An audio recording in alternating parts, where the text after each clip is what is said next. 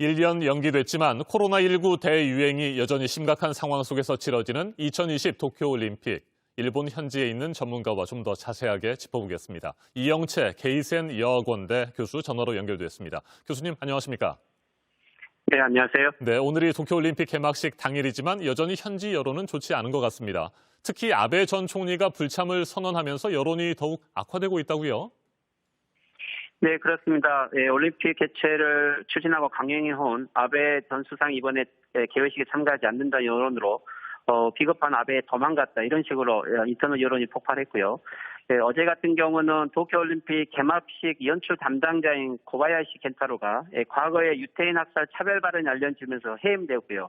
여기에 조직위 이사들 약 20여 명이 개막식 중지와 축소를 요구했다는 보도까지 나와서 분위기가 어수선한 하루였던 것 같습니다.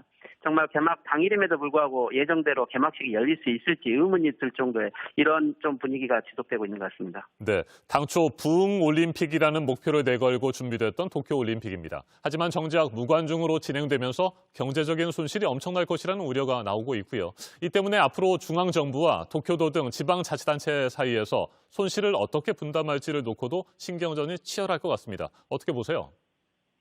네, 도쿄올림픽은 1년 연기 비용을 포함해서 올림픽 역사상 최대인 약 17조 5,500원 정도가 투입됐다고 알려져 있고요. 하지만 전체 경기의 97%가 무관중 경기로 되어 있기 때문에 약 1조 원 정도의 판매 입장권 손실까지 가져왔습니다.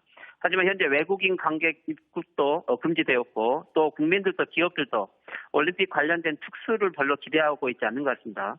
독일의 어떤 시장 업체는 약 25조 원 정도의 경제 손실을 가져올 것이라고 전망을 했기 때문에 여기에 도쿄도나 또는 일본 중앙정부 누가 이 비용을 해야 될지 신경전이 많고요. 아마 경제 부흥커녕 막대한 비용 부담을 좀 걱정해야 돼요. 이런 상황이 된 것 같습니다. 네, 올림픽 성공 개최를 통해서 장기 집권의 토대를 만들 계획이던 스가 총리, 의도와 정반대로 벼랑 끝에 섰다는 분석도 나오고 있습니다. 최근 역대 최저 지지율을 기록하고 있고요. 취임 1년 만에 물러나는 단명 총리 위기까지 맞고 있다고 하는데 이건 어떻게 분석하고 계세요? 네, 올림픽을 성공적으로 개최해서 지지를 만회하고 이 코로나 대책 실패를 만회하려고 했던 정권 재연장을 모색했던 스가 총리 계획은 현재로는 쉽지 않을 것 같습니다. 최근에 언론 여론조사를 보면 작년 9월 취임 이후 연달아 30% 정도로 바닥을 치고 있고요. 그리고 백신 공급 정책도 실패를 해서 자민당과 스가 총리에 대한 국민들의 불만이 적개심으로 변하고 있는 것 같습니다. 올림픽 이후에 하루에 약 3,000명, 전국에 1만 명 규모로 코로나가 폭발할 것이라는 것들이 지금 알려져 있고 그렇다면은 오는 10월 중의원 선거를 이 스가 총리 얼굴로 치르기 어렵기 때문에 9월 자민당 총재 선거에서 새로운 총재를 뽑아야 된다라는 이러한 목소리가 많이 있는 것 같습니다. 현재라면은 단명 총리로 끝나지 않을까 좀 이렇게 예상을 해야 될 것 같습니다. 네, 말씀 잘 들었습니다. 이영채 게이센 여학원대 교수였습니다.